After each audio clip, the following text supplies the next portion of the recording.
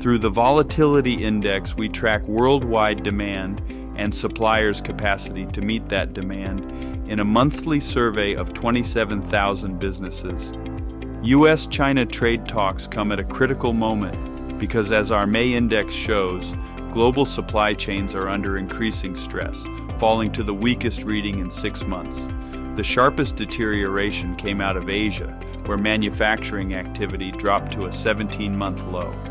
Factories across China, Taiwan, and South Korea cut back on orders, and spare capacity surged, a clear signal that tariffs are biting hard.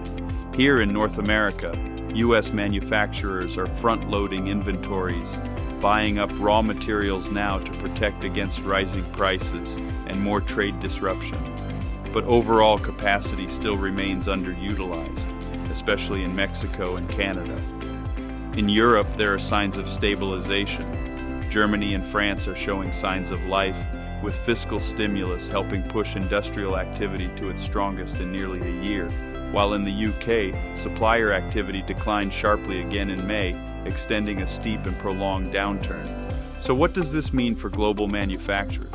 In short, Chinese factory demand has dropped sharply, while U.S. manufacturing is weighed down by excess capacity. This isn't just macro noise. Tariffs are already reshaping procurement strategies as companies front-load inventories, diversify suppliers, and brace for a longer game of economic decoupling.